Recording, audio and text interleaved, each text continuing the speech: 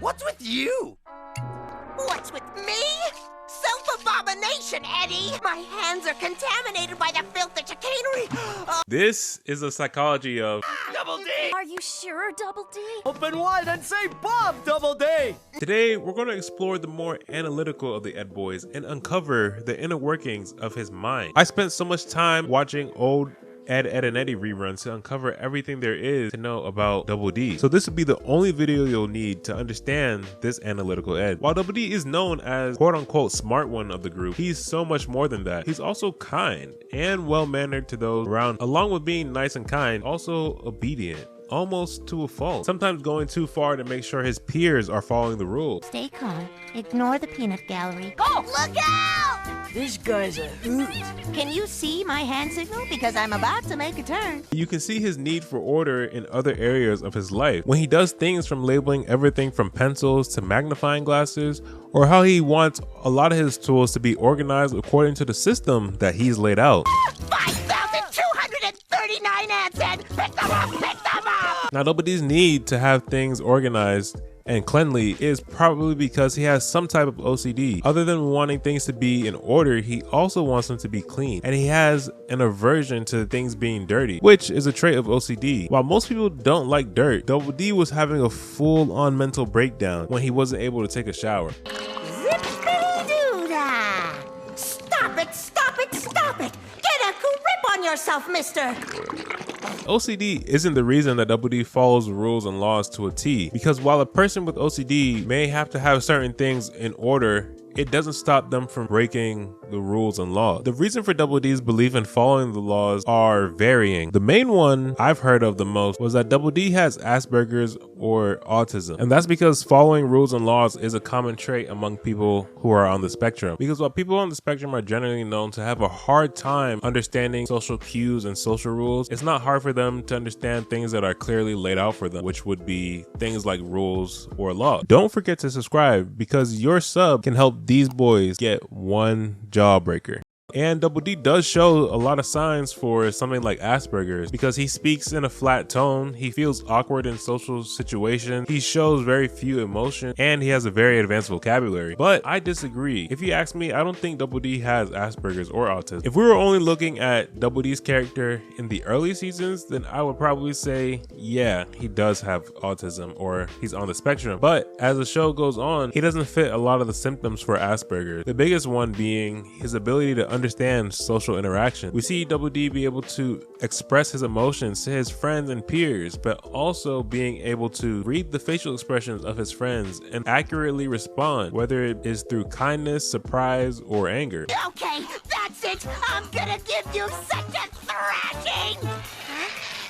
But I do believe Double D could be neurodivergent, but it's not the cause of him being such a rule follower. That is more likely because of his upbringing. Like the other kids in the cul-de-sac, Double D's parents aren't ever seen, but we do see the sticky notes that they leave for him, asking him to do various chores around the house and sometimes relaying affection. So Double D, being the person that he is, someone who wants to please others, he's going to listen to everything that his parents tell him to do, whether that is to wash the dishes or respect the law. And with him also obeying his parents, it also instills in him the belief to listen to the instructions that are laid out by people who are seen as authority, aka the people who make the laws. But if Double D is such a goody two-shoes, why is he always trying to scam the kids with Eddie and Ed? Well, because they're his friends and jawbreakers, of course.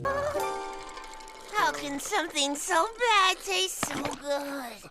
But the Ed boys aren't just friends because their names all have Ed in them. They're also shunned by the other neighborhood kids because they don't fit in and they're different. So when Double D finds some other kids that like him for who he is, even though Eddie does take a while to vocalize this, I think Double D is willing to bend some rules for them, especially when it will help them get something that he wants. Now, Double D is a very agreeable character. He often complies with whatever is asked of him by either of his friends or the other kids in the cul-de-sac. There's nothing wrong with being a helpful and agreeable character. Where it becomes dangerous with being a helpful person is when it leans into people pleasing. You start agreeing with things that don't sit right with you or that you normally wouldn't say yes to, which is why it's important to set boundaries or to say no. But being such an agreeable and giving person is an important part to Double D's character. Not only is he analytical and helps his friends build things, but he also gives a lot of his friends and even just the other kids in the cul-de-sac his time and energy to help them out with various things. But being someone who is a giver can come from some dark place. There are times when a person who is a giver gives because of narcissistic reasons, and they're giving to fulfill some narcissistic desire so that they feel superior to the person that they're giving to, or that they make themselves feel important because they did a good thing by helping out